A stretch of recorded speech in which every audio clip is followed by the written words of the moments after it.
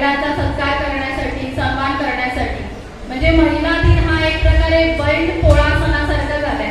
जसं बैल पोळा सणाच्या दिवशी बैलाची शिंग रंगवली जातात, बैलाला सजवलं जातं, छान छान खाऊ घातलं जातं. त्या दिवशी त्याला शेतात राबवलं जात नाही.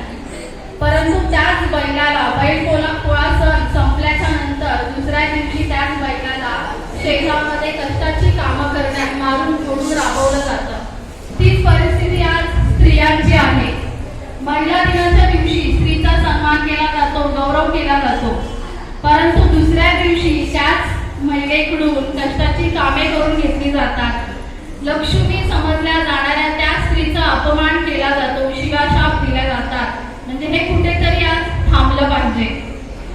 म्हणजे प्रत्येक दिवस हा स्त्रीचा आहे आणि प्रत्येक दिवस हा स्त्रीच्या सन्मानाचा, तिच्या गौरवाचा आहे असं मला वाटतं.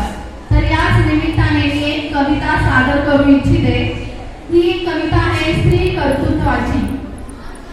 ही मी स्वतः लिहिली नाहीये, मला युट्यूबद्वारे ही कविता मिळाली आहे. तर खूप छान आहे. तर मी तुमच्या समोर सादर करू इच्छिते. ती मला म्हणते की एकदा मी होऊन बघ. ती मला म्हणते की एकदा मी होऊन बघ. तुला कळेल दुसऱ्यासाठी जगण्यातील गंमत काय. ती मला म्हणते की एकदा मी होऊन बघ. तुला कळेल दुसऱ्यासाठी जगण्यातली गंमत काय. एकाच जन्मी या बाई असण्याची किंमत काय. सगळ्यांना चांगली डिश देऊन मी कोथिंबीर चिरलेलीच घेते. जेवणानंतर घासायची एक डिश कमी करते. तुमचे पाहुणे येणार म्हणून ऑफिसला सुट्टी टाकते.